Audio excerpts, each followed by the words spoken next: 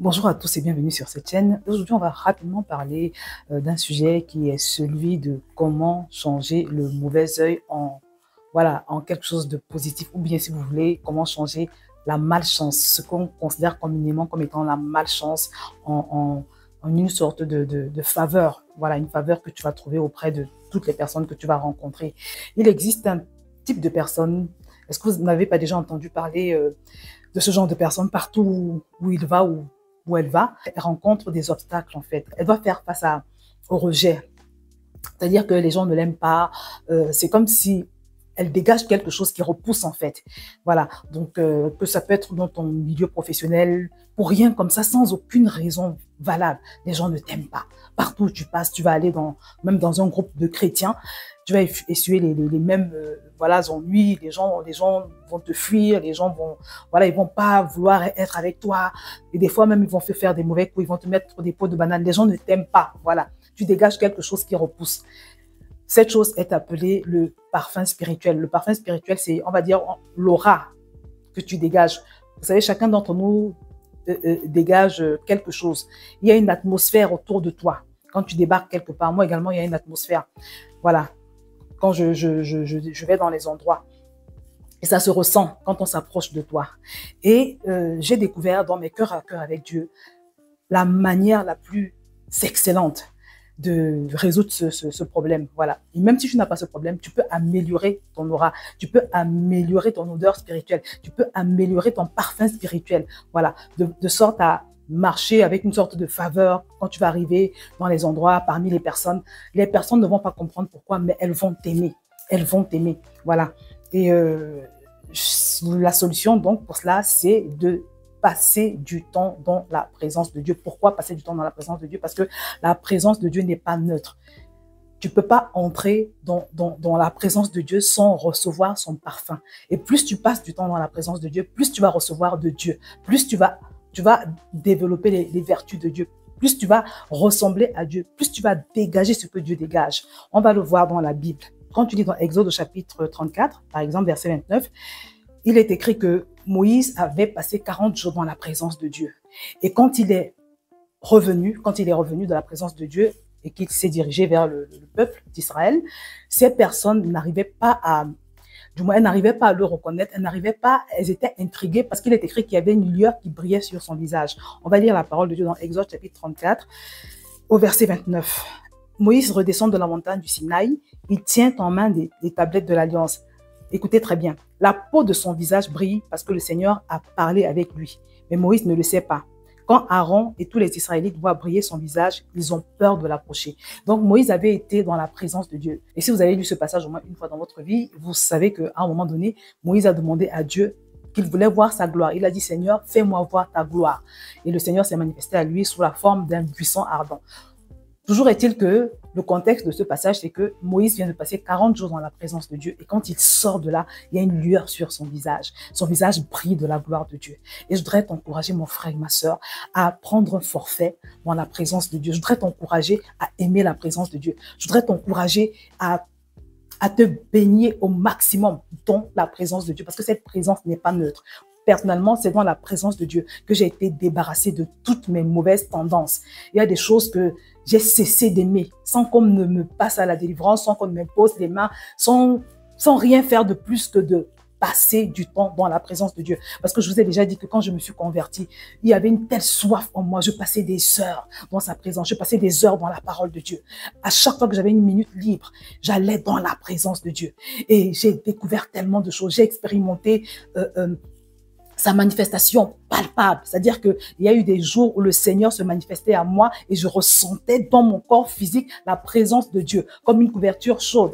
J'ai l'habitude de le décrire comme ça. Voilà. Mais le plus important, c'est toutes les transformations qui sont advenues dans ma vie. Parce que ce qui se passe, c'est que pour toi qui es addict au péché, par exemple, tu vas te rendre compte que au fur et à mesure que tu vas passer du temps dans sa parole, dans sa présence, la Bible dit que la parole nous purifie, elle nous restaure. Tu vas te rendre compte que il y a des choses que tu aimais, que tu aimes encore aujourd'hui, des choses mauvaises. Ces choses vont commencer à te dégoûter. Pourquoi? Parce que quand tu te tiens devant le Seigneur, tu reçois un transfert. C'est obligé. C'est le transfert de sa présence, de sa gloire. Et arrivé à un certain niveau, tu vas te rendre compte que quand tu vas aller vers les gens, tu vas dégager quelque chose de positif. Tu vas dégager quelque chose qui va faire que les gens vont se sentir bien dans ta présence, sans compter le fruit de l'esprit. Voilà, parce que Dieu habite en toi par le Saint-Esprit. Donc, quand tu passes du temps dans sa présence au travers de la prière, et quand, pour toi, la fin de la prière ne marque pas la fin de la présence de Dieu, c'est-à-dire que même quand tu as fini de prier, tu as fini ton heure de prière le matin, par exemple, et que tu commences ta journée, pendant que tu es dans les transports, tu parles avec Dieu.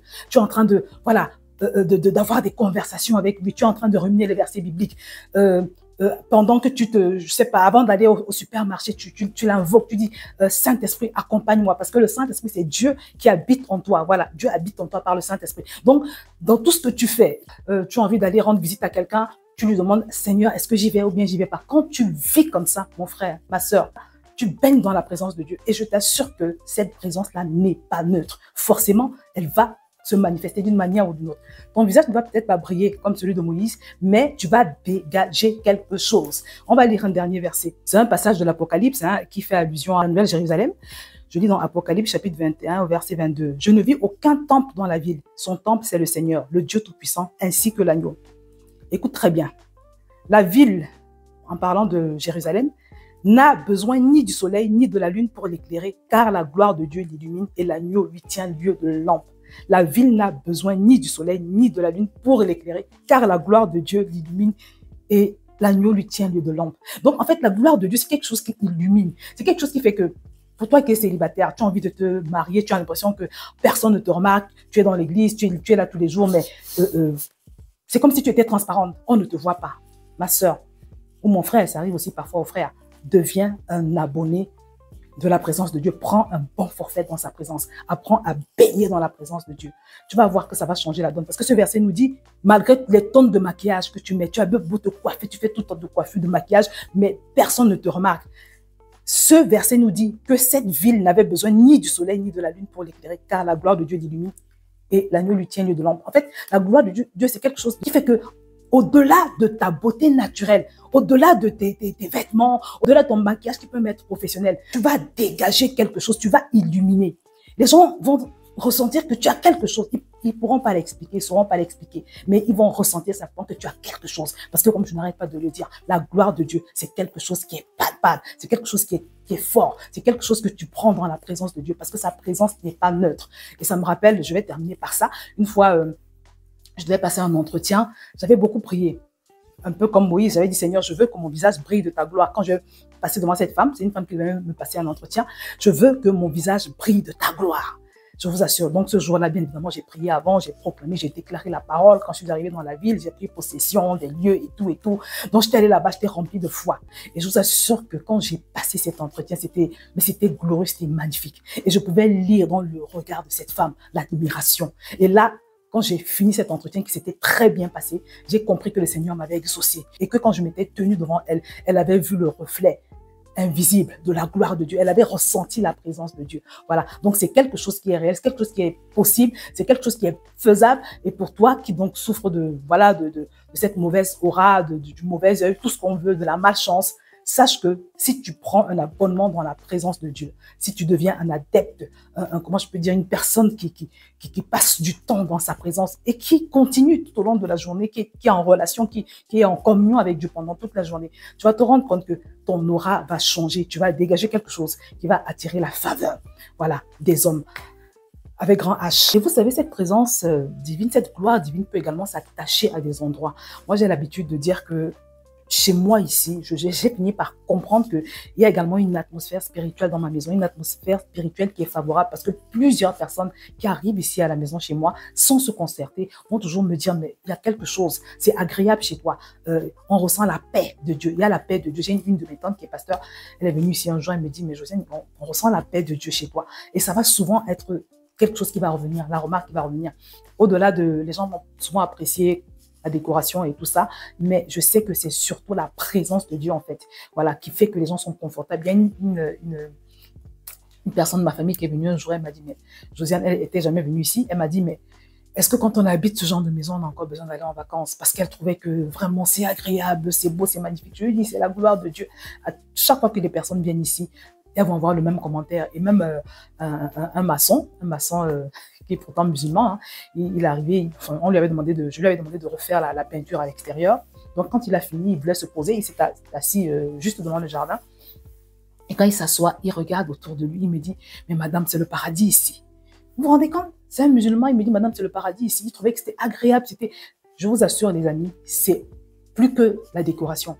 C'est la gloire de Dieu, parce qu'il y a des endroits qui sont beaucoup plus beaux que chez moi, mais tu vas pas avoir le même sentiment, la même sensation d'agréable, la même sensation de paix, voilà, de quelque chose d'agréable, tu vois. C'est parce que dans cette maison ici, chez nous, par la grâce de Dieu, on prie beaucoup. On prie beaucoup. Dieu est exalté au-dessus de tout. Voilà. Et ça, moi, je pense que il y a une marque divine dans cette maison. Tout comme il y a des endroits aussi où l'atmosphère spirituelle n'est pas bonne du tout. Je me rappelle que je suis partie en retraite dans un hôtel un jour. Je vous assure, je voulais prier. Je me suis éloignée donc de la maison, je suis allée là-bas. Je n'ai pas pu passer plus d'une nuit parce que l'atmosphère spirituelle était chargée, elle était mauvaise. La nuit, j'ai pas dormi, c'était compliqué. Finalement, j'ai pris toutes mes affaires, je suis revenue chez moi. Je suis revenue chez moi et j'ai fait ma retraite en haut, dans une pièce en haut, dans la chambre des invités. Oui, parce que l'atmosphère spirituelle compte tellement aux yeux de Dieu qu'il y a des endroits où même où tu vas aller, tu vas sentir que là, le Saint-Esprit il n'agrée pas l'endroit en fait. Parce que tu sais pas ce qui s'est passé là, tu sais pas qui était là avant toi. Bref, chaque endroit également a une atmosphère spirituelle. Les humains transportent une atmosphère spirituelle. Les endroits aussi transportent une atmosphère spirituelle. Donc, c'est quelque chose de quand même d'important à savoir et à rechercher. C'est très important d'avoir une bonne atmosphère spirituelle en soi. Et même dans sa maison, dans son bureau. C'est possible de créer cela. Voilà, c'est possible de le créer en entretenant la présence de Dieu, en entretenant simplement la présence de Dieu, voilà, en bâtissant des hôtels pour lui, même dans toutes les pièces de ta maison. C'est très, très important. Vous savez, quand nous lisons la Bible, il est écrit que tous ont péché et sont privés de la gloire de Dieu. On parle de l'homme Adam, de l'homme qui n'a pas encore fait la paix avec Dieu, de l'homme qui n'a pas encore accepté Jésus qui est le bras tendu de Dieu à l'humanité. Tous ont péché et sont privés de la gloire de Dieu. C'est dans cet état que nous étions avant Jésus.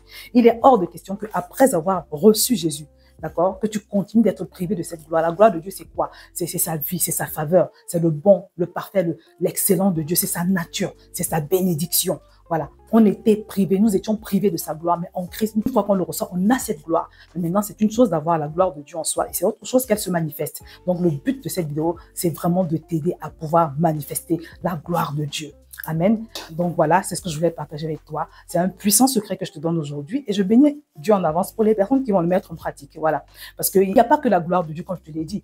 Tu vas être libéré du péché, tu vas être fort, tu vas avoir les caractéristiques de Dieu.